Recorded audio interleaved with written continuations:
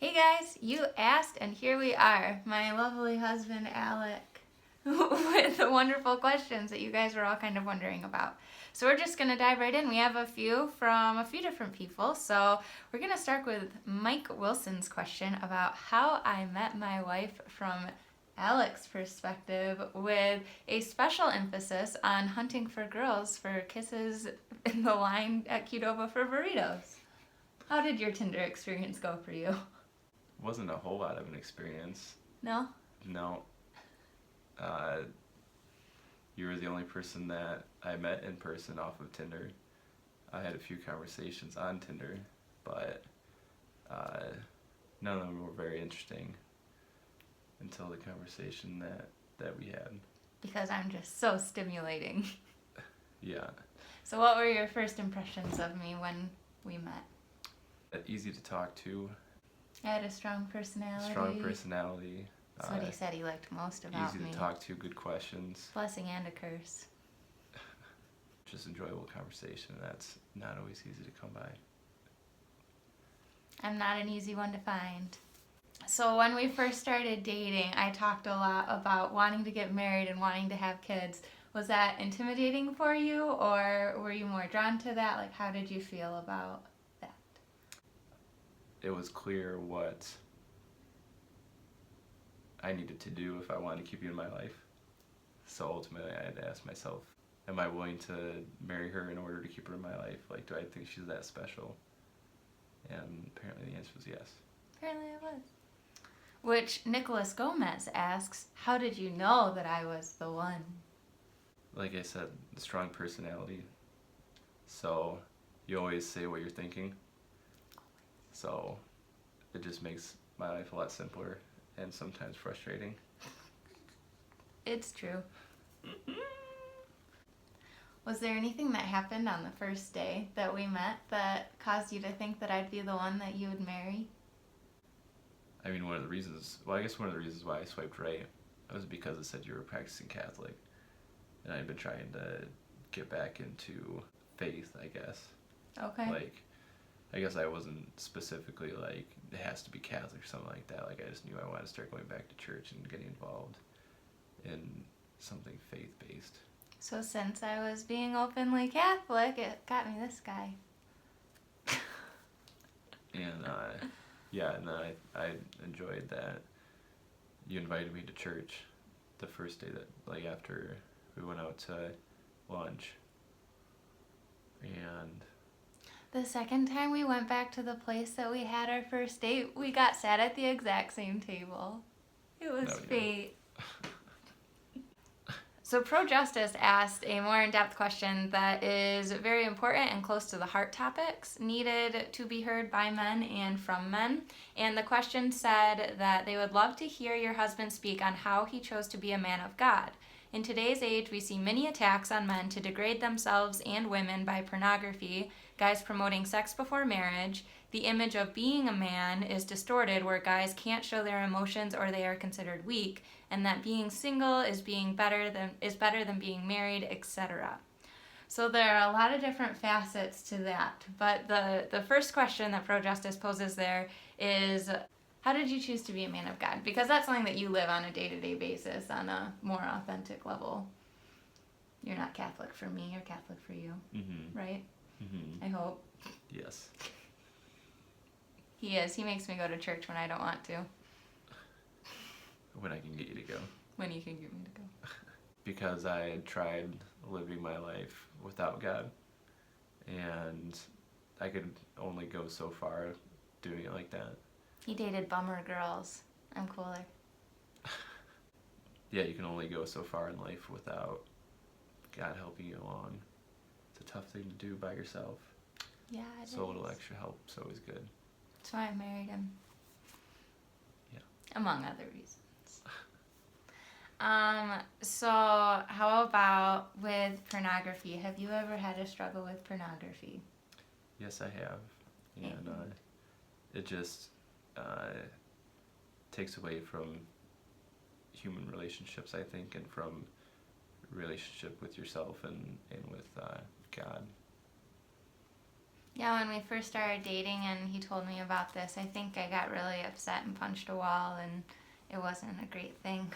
But it was something that I remember when we first talked about it, Alec had said that he didn't realize that it could be like so degrading to relationships. And I think I remember him thanking me for like being upset about it and not just putting up with it and being like, oh, well, whatever, it's just a thing that guys do. And actually like stood up about it and said it wasn't something that was going to be tolerated, which is hard. Yeah. Yeah, and it was a different perspective, because a lot of the perspective out there right now is that it's just something that everybody does, and you just get used to living life with it in it, and then once it's removed, it gives you a different perspective and different feelings and understandings of how relationships and your thought processes even work. Okay. You have different thought processes. You see women as just people, which they are. You don't see them as like sexual objects. Right. So he gave it up to be with me. Mm-hmm. With me. So girls, hold your ground. It's worth it. Right, honey? Yes. Aren't you so glad you married me? I am. Sex before marriage, obviously. We didn't have sex before we were married, and chastity in and of itself is something that I've done a lot of other talks on, and just like how far is too far and those types of things. And even doing like everything but sex still isn't something that would be condoned as good by the church. So we did our best to sustain a chaste relationship before we were married, and I think it was worth it. Mm-hmm. I did that whole NFP, why we didn't have sex on our wedding night stuff, which was a bummer, but, you know, glory to God, right? So this question was asked about being a man means not showing emotion. My husband himself is not a very emotional showing person. I mean, Alec is never afraid to show my he's never afraid to show my emotions. No, he's never afraid to show... He's never afraid to show his emotions, but his emotional spectrum is just a little bit... He's pretty even-keeled, which I really appreciate. He brings me down to earth. Mm-hmm. Was being single better than being married? There's No. no way. Yeah, no, he says no. No, it's way better with me. Would you be as happy married to someone else? Of course not. Oh, good answer. Easy See, answer. he loves me so much. How nice. Anything else you'd like to share about being a man and being married?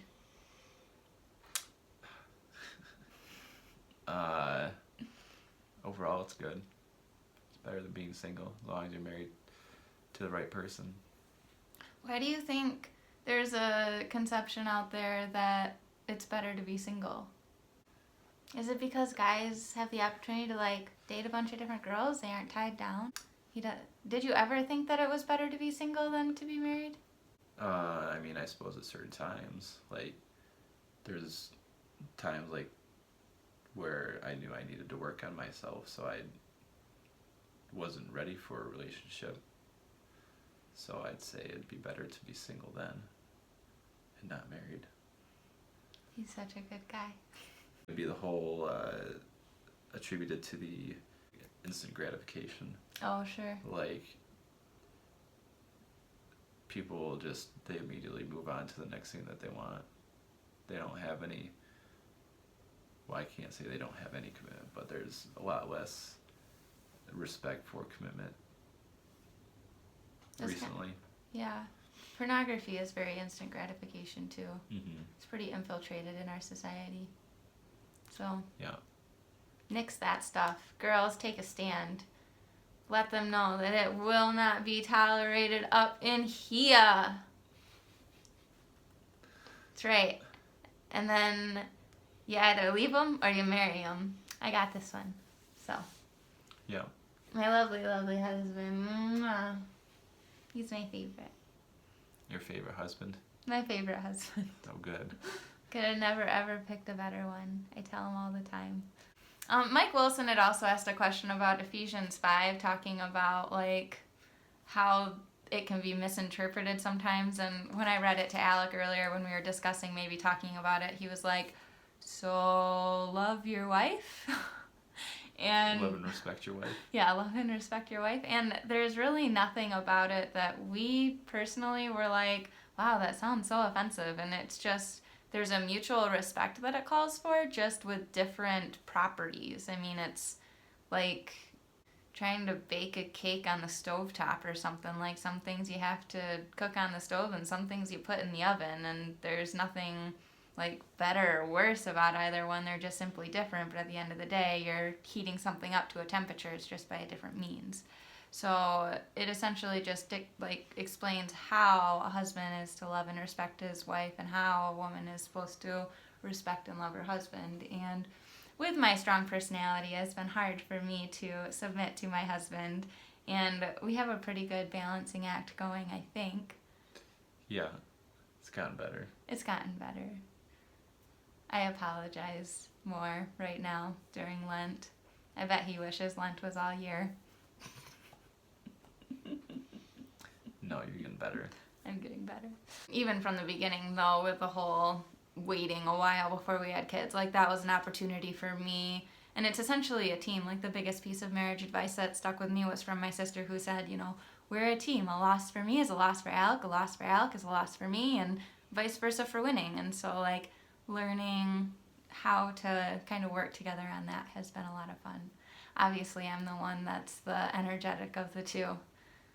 Wouldn't it be sad if he was? I'm just kidding. I love you, honey. So much. Well, okay. Well, that's all for today then. Thanks for tuning in, guys. I hope that you enjoyed. Subscribe. Hit the little church bell. You probably won't see his face very often, but now you've met my husband. Hopefully hearing some of the stuff from his perspective helps and is enlightening. I fell in love with him for his outgoing personality. Can't you tell? No. My outgoing personality. He's perfect in every way. Not really. As I stroke his face like a cat. This is our relationship. I need to shave. Yeah. So, well, this was Alec's first video. He hates the camera, so good job getting him out here. Maybe we can get him out for another one sometime. Saturdays with Alec. Saturday morning coffee with Alec. I don't think that'll be a bestseller. I don't know, maybe. We could go more in depth. I know how much you love talking. Okay, we'll see you guys later. Bye-bye. Bye.